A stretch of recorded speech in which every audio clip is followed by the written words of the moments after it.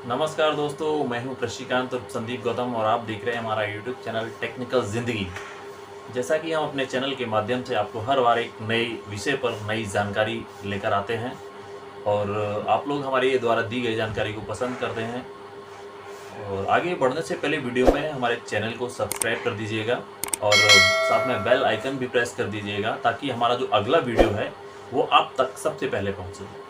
तो आज हम बात करने वाले हैं एक ऐसे विषय पर जो फिर से यूनिक बनेगा और ये एक ऐसा मुद्दा है जो पूरे देश की समस्या है और इस मुद्दे को हमेशा कुछ समय के लिए ही बाहर निकाला जाता है, बाकी टाइम इस मुद्दे को दफन करके रखा जाता है बिल्कुल ही। और सिर्फ एक बार 5 साल में सिर्फ एक बार इस मुद्दे को बाहर निकाला जाता है और कुछ समय के लिए उस पर बहुत बड़ी डिबेट चलती है कि आखिर ऐसा क्यों नहीं हो रहा है। तो ऐसा कौन सा विषय है, आप लोगों के मन में उत्सुकता बढ़ रही होगी। तो हम बात करने वाले हैं आज गरीबी पर। हमारे देश में जो आज ये गरीबी है, ये एक ऐसा रोग बनी हुई है जो अभी तक आज़ादी के 70 सालों बाद भी, मैं भी वही कहूँगा जो वो कहते हैं, आज़ादी के 70 सालों बाद भी जस की तस बनी हुई है ये व्यवस्था। लोगों की गरीबी दूर नहीं हो रही है, गरीब और गरीब होता जा रहा है, अमीर और अमीर होता जा रहा है। तो हमने कुछ बिंदु निकाल के रखे हैं, कुछ पॉइंट निकाले हैं कि ये गरीबी क्या है और इसके कारण क्या हैं, ये गरीबी आज तक खत्म क्यों नहीं हो सकी और आगे इसको खत्म कैसे किया जा सकता है। तो साथियों, गरीबी एक ऐसी प्रॉब्लम है जिसके अंतर्गत कोई व्यक्ति अपनी दैनिक जीवन से संबंधित आवश्यकताओं की पूर्ति करने में सक्षम नहीं है, यानी कि उसको अपनी रोज़मर्रा की ज़िंदगी बिताने के लिए आवश्यक वस्तुओं की कमी महसूस होती है या उन वस्तुओं को पूरा करने में सक्षम नहीं है, समर्थ नहीं है। तो उस व्यक्ति को हम गरीब कहते हैं, जो अपना भरण पोषण सुनिश्चित रूप से न कर सके उसको हम गरीब कहते हैं।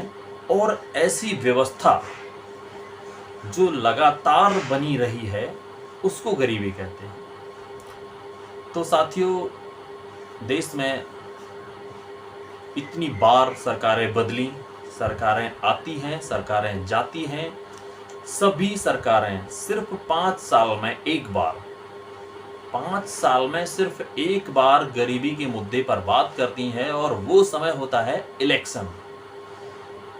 इलेक्शन के टाइम पर गरीबी को एक इतने ज़बरदस्त तरीके से उछाला जाता है कि हमारे देश में गरीबी इतने लंबे समय से चली आ रही है और हम अपनी सरकार बनते ही सबसे पहले देश की गरीबी खत्म करेंगे। तो लोगों को लगता है कि कोई ऐसा आने वाला है जो वास्तव में हमारी गरीबी खत्म करेगा और उस पर भरोसा करके उसको वोट देके उसकी सरकार बना देते हैं। लेकिन होता क्या है, वहाँ पर जैसे ही वो व्यक्ति जीतकर अपनी सरकार बनाता है, मुख्यमंत्री या प्रधानमंत्री बनता है, तो सबसे पहले वो इस मुद्दे को 4.5 साल के लिए फिर से दफन कर देता है कि हमने इस विषय पर चर्चा करनी ही नहीं है। इस मुद्दे को अगले इलेक्शन के लिए हम तैयार रखेंगे ताकि अगले इलेक्शन में हम इस पर भी डिबेट करके फिर से इलेक्शन जीत सकें। और वो व्यक्ति देश की गरीबी दूर करने के बजाय अपनी गरीबी, अपनों की गरीबी, अपने चाहने वालों की गरीबी को दूर करने में लग जाता है। तो सबसे बड़ी समस्या यही है कि गरीबी पर वास्तव में आज तक किसी भी मुख्यमंत्री या प्रधानमंत्री ने 100% काम नहीं किया है, और यदि किया भी है तो सही मायने में उस व्यक्ति तक, जो देश का गरीब व्यक्ति है, उस व्यक्ति तक 100% रिजल्ट नहीं पहुंच सका है। जो भी व्यवस्थाएं या सुविधाएं निकाली गई हैं गरीब के लिए, वो 100% व्यक्ति लाभान्वित नहीं हो पा रहा है। बीच में ही उन व्यवस्थाओं का लाभ कुछ ऐसे लोग ले रहे हैं जो उस योजना के अंतर्गत नहीं आते हैं। तो सबसे पहला पॉइंट हमारा गरीबी का जो है ना, वो एक सामाजिक कारण बनता है। हमने जिस तरीके से निकाला है कि एक सामाजिक कारण गरीबी का जो है वो इस तरीके से कि हमारे समाज में कुछ ऐसी व्यवस्थाएं बनी हुई हैं जिसकी वजह से कोई व्यक्ति जो अपना दैनिक जीवन चलाने में थोड़ा सा सक्षम है, सहमत है, चला रहा है जैसे तैसे, लेकिन वो समाज की ऐसी बेड़ियों में जकड़ा हुआ है कि अगर उसको शादी करनी है तो लाखों रुपए का खर्चा होगा। टेंट लगाएगा, डीजे लगाएगा, बैंड, लाइट, डिस्को, दुनिया का इंतजाम करेगा, भले ही वो कर्ज लेकर करे, क्योंकि उसे समाज में अपना दिखाना है वर्चस्व, कि समाज के लोग हमसे कहेंगे यार तुमने शादी भी नहीं अच्छी की, तुमने 500 लोगों को नहीं खिला पाया। तो वो अपनी आन बान शान के लिए, कुछ नहीं है उसके पास, लेकिन वो शादी में लाखों रुपए खर्च करता है, कर्ज लेकर भी खर्च करता है, सिर्फ दिखावे के लिए। और फिर से वो जितनी अपनी जमा पूंजी है वो इस तरीके की व्यवस्थाओं में लुटा देता है। शादी ऐसे भी हो सकती है बहुत सिंपल तरीके से, 10, 20, 50 लोगों को खिलाकर, लड़का लड़की एग्री हैं तो शादी की जा सकती है। अब वो कंपेरिजन करके देखता है बड़े लोगों की शादियों से, तो भाई उनके पास पैसा है, वो उस तरह की व्यवस्था कर सकते हैं, लेकिन आप अपनी व्यवस्थाओं के अनुसार चलिए और अपने आप से सोचिए कि हमारे पास जितना बजट है हम उतने में करेंगे, हमको किसी भी दिखावे की आवश्यकता नहीं है। अब क्या होता है, दूसरा ये है कि समाज में इतनी कुरीतियां फैली हुई हैं कि अगर किसी ने कोई प्रॉब्लम है तो उसने बोल दिया कि हम आने वाले समय में देवी पर एक झंडा चढ़ाएंगे, जवारे बोएंगे, जागरण करवाएंगे, भागवत करवाएंगे, बहुत बड़े बड़े कार्यक्रम बोल देता है कि हम ये करेंगे, हमारा ऐसा होगा कि, और अगर हो जाता है जैसे किसी को बेटा होना है तो हमारा बेटा हुआ तो हम ये करवाएंगे, बोल दिया। अब होता क्या है, उस समय सिचुएशन हो जाती है खराब, लेकिन वो अपनी बात से अडिग न होने के लिए वो सारी व्यवस्थाओं को जोड़कर, कर्ज लेकर, दुनिया का इंतजाम करके उस काम को जरूर करेगा जो किसी मकसद से नहीं है, जिसका कोई सॉलिड रिजल्ट नहीं है, सिर्फ समाज को दिखाने के लिए। तो ऐसी कुरीतियां हैं समाज में। दूसरा, मान लीजिए कोई व्यक्ति है और वो किसी बीमारी से उसकी डेथ हो जाती है। अब एक तो उसका इलाज में लाखों रुपए खर्च हुआ है, अब दूसरा उसकी 13वीं। एक कल्चर बना हुआ है कि 1500 लोगों को मृत्यु भोज दिया जाता है, यानी कि एक तो उसकी जान गई, दूसरा उसकी जान पर एक पार्टी भी होती है। ये एक कल्चर बना हुआ है, अगर ऐसा नहीं करते तो समाज उनको थूकता है, समाज कहता है कि अरे उनके यहाँ वो खत्म हुए, उनकी 13वीं नहीं की। तो ये एक मेंटेलिटी बनी हुई है, उसको 13वीं भी करनी होती है। तो भाई उसके पास इतनी व्यवस्था नहीं है, जैसे तैसे इलाज करवाया उसने, लेकिन अब उसको 13वीं भी करनी पड़ी। तो ये इस तरीके के सामाजिक कारण जो लोगों को बहुत ही कमजोर कर रहे हैं और उनकी गरीबी का कारण बने हुए हैं। अब सामाजिक प्रथाओं में ये सब व्यवस्थाएं आती हैं, समाज में जो भी परंपराएं हैं उनको निभाने के लिए कुछ भी करें, किसी भी हद तक जाएं, कर्ज लेकर करें, लेकिन करना पड़ता है हमें। अगर इनसे दूर रहें तो गरीबी दूर हो सकती है। अगला कारण है आर्थिक। हमारी आर्थिक स्थिति तो अच्छी है नहीं, लेकिन अब समस्याएं और खड़ी होती हैं। हमारे देश की अर्थव्यवस्था जो है ना, वो चरम सीमा पर है, बहुत लड़खड़ाई हुई है, डगमगाई हुई है, लेकिन हमको अपनी ज़रूरत से ज़्यादा खर्च करना होता है। हम कमाते हैं 200 रुपये, शाम को 100 रुपये का ड्रिंक ले लेते हैं, दारू पी लेते हैं। तो ये आर्थिक समस्या बनी हुई है कि हमारी आमदनी तो 98 है, खर्चा रुपया है। हम अपनी आवश्यकता से अधिक खर्च करने पर लगे हुए हैं और अपनी गरीबी पर कोई फोकस स्वयं नहीं कर पा रहे हैं। हम अगर 200 रुपये कमा रहे हैं तो 50 रुपये उसमें से बचाने की कोशिश नहीं करते हैं। तो इस तरीके से ये एक आर्थिक कारण भी बनता है। अगला कारण है राजनीतिक। अब तक का सबसे बड़ा मुद्दा यही है, ये जो राजनीतिक कारण है ये गरीबी को खत्म होने नहीं दे रहा है। मैंने जैसा पहले बता चुका हूं आपको कि कोई भी सरकार आती है, इलेक्शन से पहले गरीबी के मुद्दे को उठाती है, उसके बाद गरीबी के मुद्दे को हमेशा के लिए 5 साल के लिए दफना देती है। तो ये राजनीतिक कारण है। लोग गरीबी का प्रयोग सिर्फ इलेक्शन के लिए करते हैं और अपने मकसद को पूरा करने के लिए करते हैं। अगर सरकार चाहे, कोई भी गवर्नमेंट चाहे कि मुझको अपने प्रदेश की, मुझको अपने देश की गरीबी मिटानी है तो दुनिया का कोई भी ऐसा काम नहीं है जिसे इंसान कर ना सकता हो।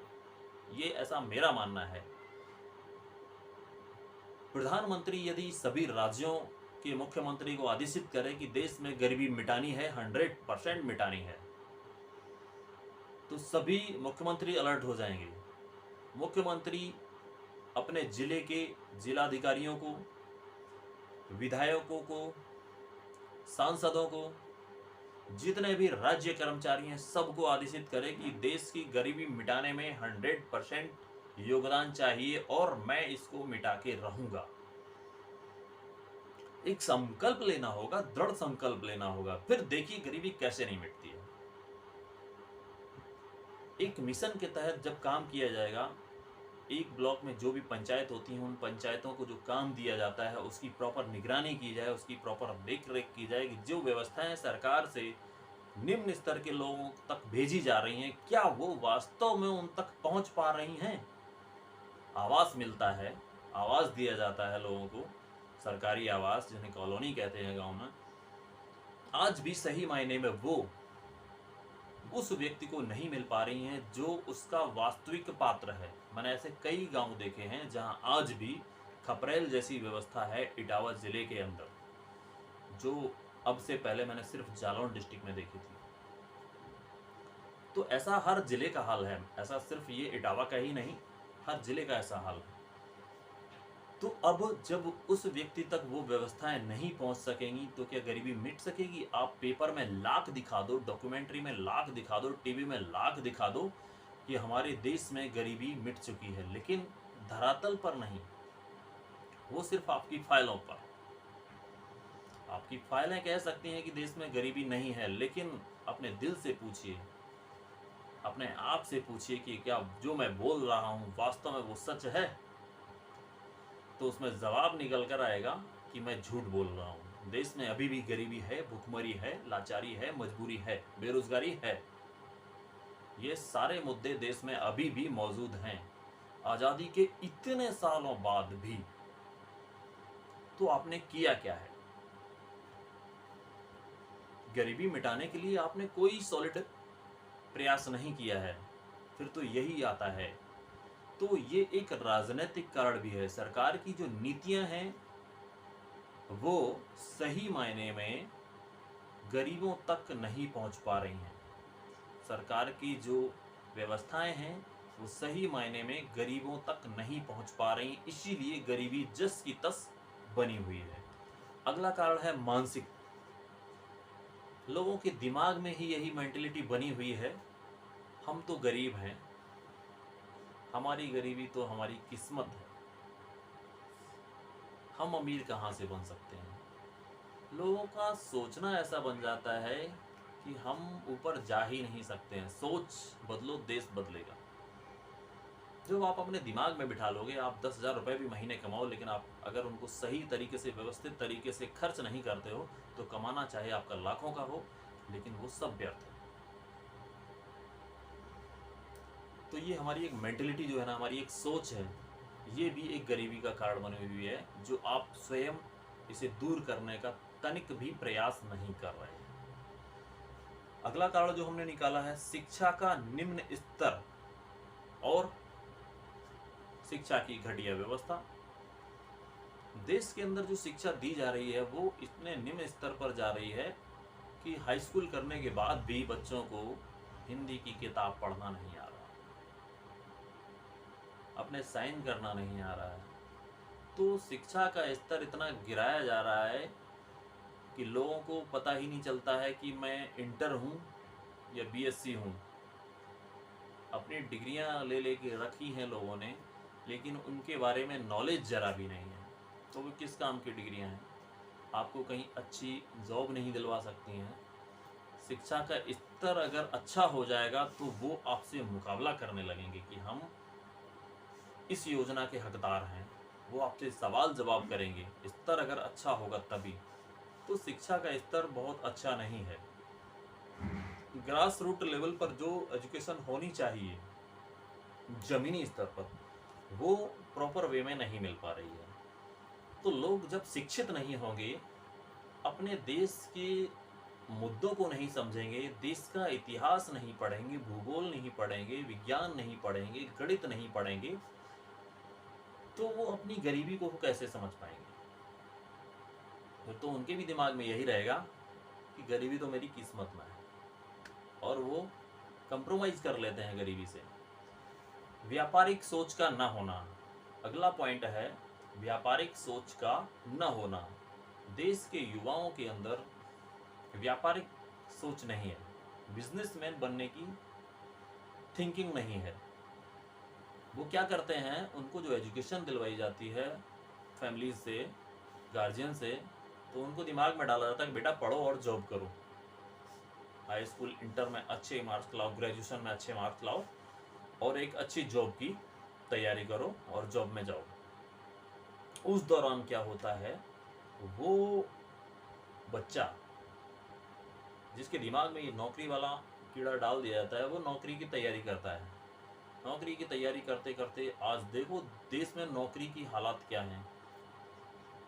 अभी लखनऊ सचिवालय से कुछ वैकेंसीज आई थी 4th क्लास की, माइनर वैकेंसी थी, 600 समथिंग वैकेंसी थी, लाखों फॉर्म डाला गया, जिसमें 8th क्लास की वैकेंसी के लिए पीएचडी जैसे लोगों ने, एलएलबी जैसे लोगों ने, BEd holder, MEd holder, BCom, MCom, BSc, MSc, इतनी हायर एजुकेशन के लोग, बीटेक, एमटेक, उस जॉब के लिए हायर एजुकेशन के लोगों ने इतने फॉर्म अप्लाई किए कि वो वैकेंसी ही फिल करना मुश्किल हो गया। अभी तक वैकेंसी पेंडिंग, करोड़ों फॉर्म आए, इंटरव्यू के लिए प्रोसेस करता तो भी लंबा समय लगता, 2-3 साल, तो वैकेंसी पेंडिंग हो गई, पेंडेंसी हो गई। तो आप देख सकते हैं नौकरी के क्या हालात हैं देश के अंदर। तो अब ऐसे में क्या होता है, जब सामने वाले के दिमाग में ये डाल दिया जाता है कि आप जॉब के लिए पढ़ रहे हैं, तो बिजनेस कहाँ, बिजनेस की तो कोई बात ही नहीं हुई। और जब वो सोचता भी है कि मैं बिजनेस करूँगा, घर वाले कहते हैं नौकरी कर, पढ़ाई पर ध्यान दे, तो बेचारा बिजनेस माइंड डाइवर्ट हो जाता है, फिर पढ़ाई की तरफ आ जाता है। उस दौरान क्या होता है, नौकरी की तलाश में वो अपनी ज़िंदगी के लगभग 30 से 35 साल यूं ही गुजार देता है नौकरी के चक्कर में, कि मैं पढ़ूंगा, मुझे जॉब मिलेगी, मैं तैयारी करूँगा, मुझे जॉब मिलेगी। उसके बाद उसकी शादी, शादी के बाद बच्चे, बच्चे के बाद फैमिली, और फैमिली के बाद आप जानते ही हैं तब तक हो जाता है ओवर एज, फिर वो नौकरी के लायक नहीं रहता, बिजनेस के लायक नहीं रहता। तो ऐसे हालात पैदा हो जाते हैं। मैं चाहता हूं कि देश के युवाओं को नौकरी के साथ साथ व्यवसाय पर भी ध्यान देना चाहिए, जिसे आप पढ़ाई के साथ साथ भी कर सकते हो, ऐसे व्यवसाय पर ध्यान देना चाहिए। तो अगला मुद्दा यही रहा कि व्यापारिक सोच का न होना भी एक गरीबी का कारण है। अगला पॉइंट हमारा है स्वास्थ्य व्यवस्था की कमी। गरीबी में एक सबसे बड़ी समस्या ये भी है कि हमारे अंदर स्वास्थ्य व्यवस्था है, देश के अंदर जो स्वास्थ्य व्यवस्था है बहुत ही निम्न स्तरीय है। मान लीजिए किसी गरीब के यहाँ कोई व्यक्ति बीमार हो जाता है, और वो व्यक्ति उस व्यक्ति के इलाज के लिए धनराशि इकट्ठी नहीं कर पाता है, सरकारी अस्पतालों में जाता है, इलाज प्रॉपर नहीं मिलता है, वो प्राइवेट के लिए रेफर कर देते कि वहाँ लेके जाइए, वहाँ मेडिसिन अच्छी, वहाँ दवाइयाँ, लाखों रुपए का खर्चा होता है।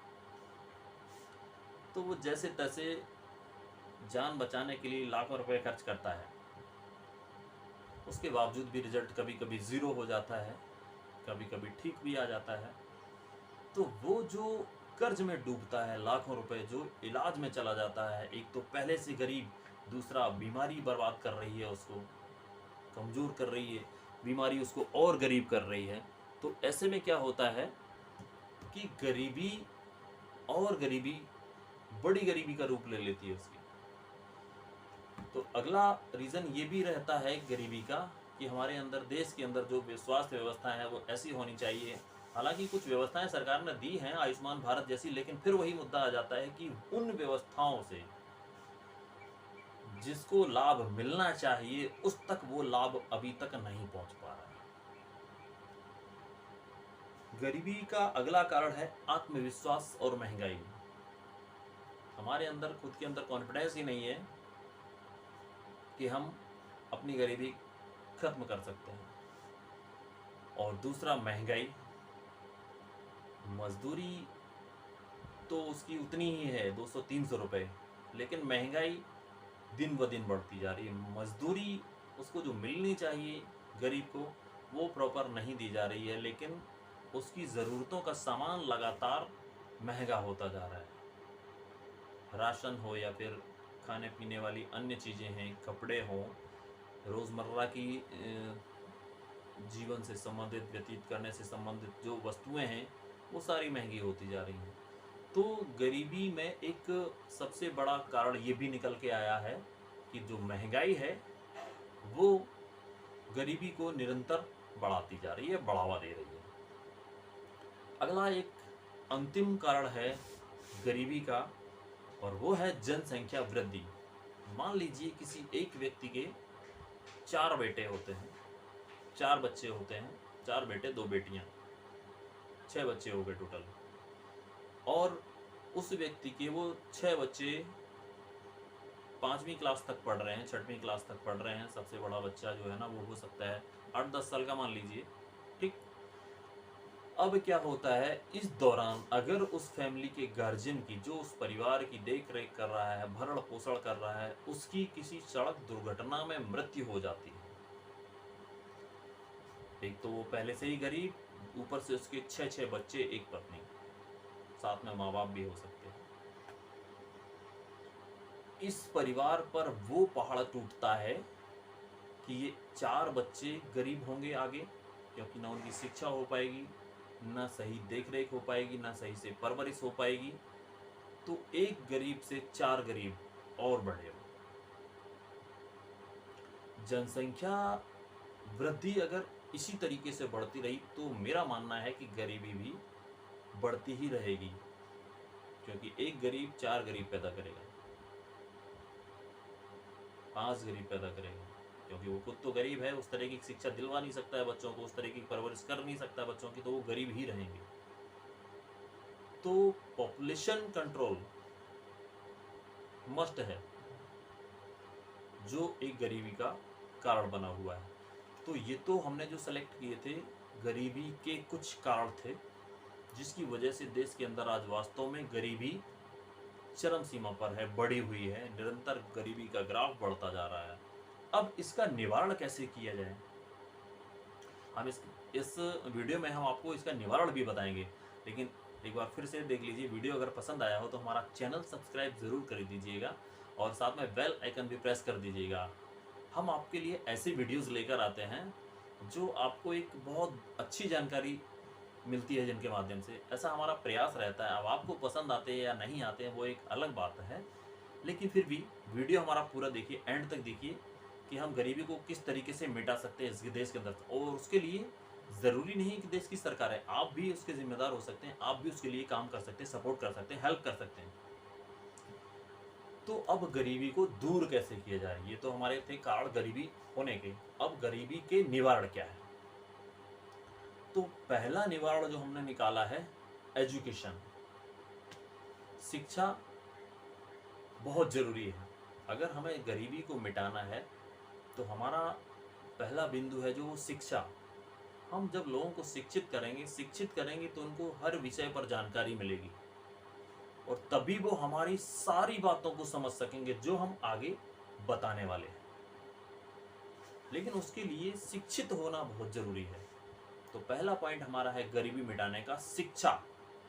लोगों को हायर एजुकेशन दिलवाइए, अच्छी शिक्षा दिलवाइए, लोग जॉब में जाएंगे, लोग जॉब में नहीं जाएंगे, बिजनेस करेंगे। शिक्षा होगी तो कहीं ना कहीं वो अच्छे बिजनेस करेंगे, अपने आप को स्टैंड कर लेंगे, अपनी गरीबी मिटाने के लिए किसी भी हद तक कोई भी काम कर लेंगे, अगर अच्छी एजुकेशन होगी तो पहला पॉइंट हमारा है एजुकेशन। गवर्नमेंट को हायर एजुकेशन भी फ्री में देनी चाहिए। जिस तरीके से आप देश में राशन फ्री दे रहे हैं लोगों गरीबों को, हायर एजुकेशन भी फ्री देनी चाहिए। ये 1 to 5, 6 to 8 ये एजुकेशन तो नॉर्मल है, जनरली है, इससे कोई काम नहीं चलने वाला नहीं है। Higher education, BSc, BTech, MTech, PhD, LLB, ये सारे डिग्री भी गरीबों के लिए फ्री होनी चाहिए, वो किसी भी वर्ग का हो, फिर ये मायने नहीं रखता है। अगला है स्वास्थ्य। स्वास्थ्य व्यवस्थाएं अगर देश की अच्छी होंगी तो गरीबी मिटाने में बहुत महत्वपूर्ण साबित होंगी। लोग प्राइवेट अस्पतालों में इलाज करवाते हैं, लाखों रुपए उनका बर्बाद होता है। एक छोटी सी गॉल ब्लैडर की अगर स्टोन निकलवाते हैं 30 से 40 हज़ार रुपये प्राइवेट में चला जाता है। तो वही अगर गवर्नमेंट में फ्री में होगा तो माइनर चार्ज होता है।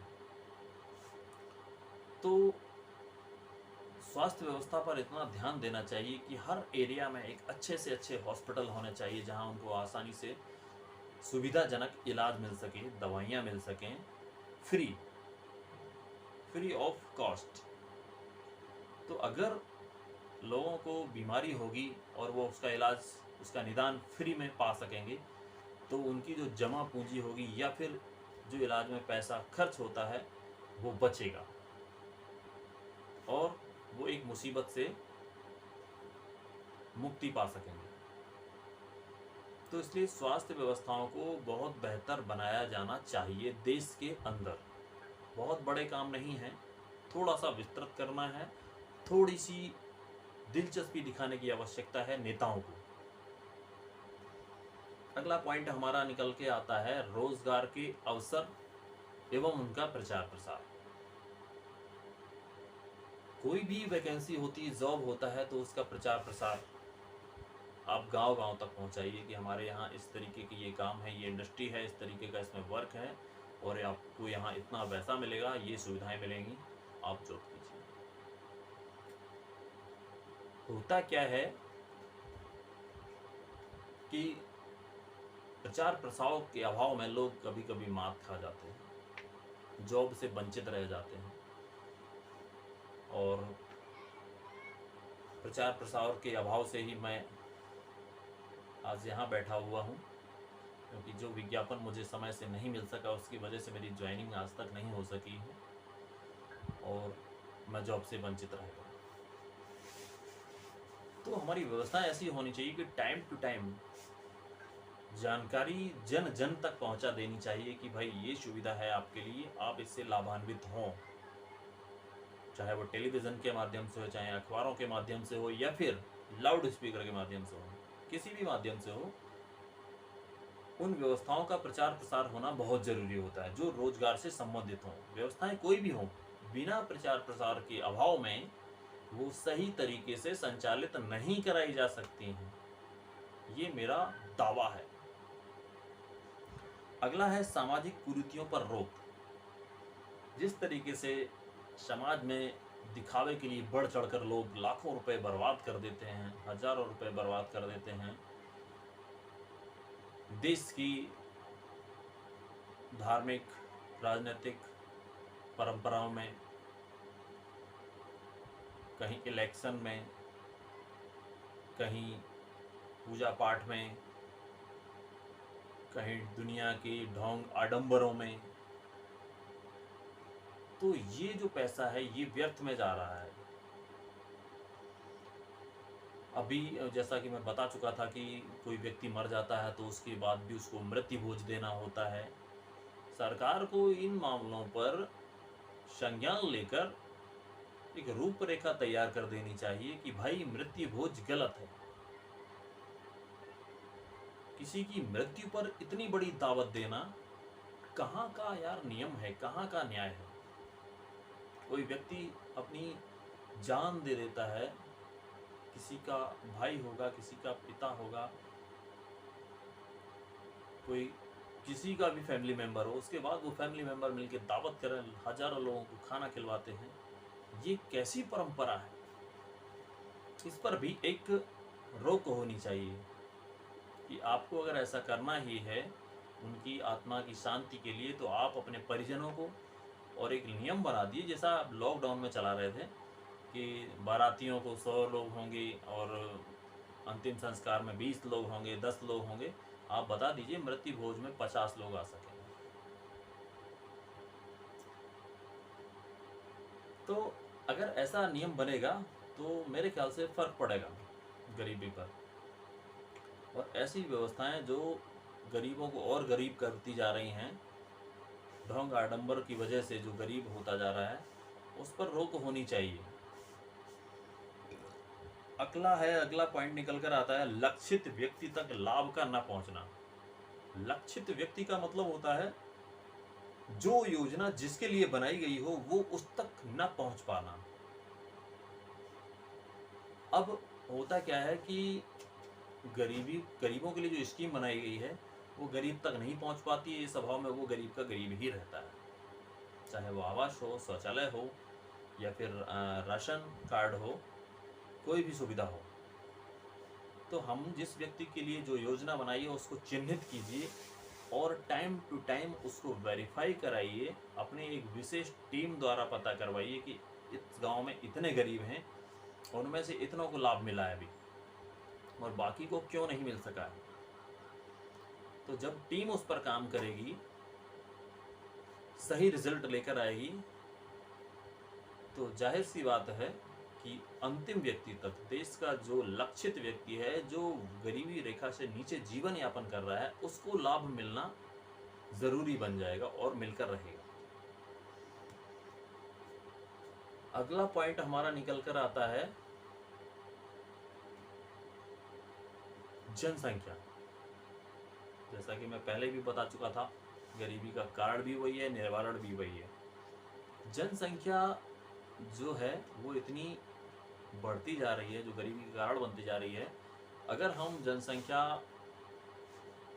नियमावली के तहत लोगों को शिक्षित करेंगे और बताएंगे कि जनसंख्या वृद्धि से ये दुष्परिणाम भुगतने पड़ रहे हैं, हमको पॉपुलेशन कंट्रोल करना ज़रूरी हो गया है, हमारे दो फॉलो करने के लिए बोलिए लोगों को,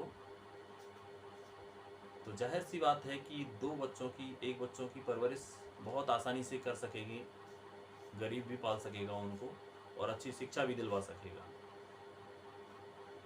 सख्त कानून के तहत इसका अनुपालन करवाया जाए, जनसंख्या वृद्धि पर रोकथाम की जा सकती है।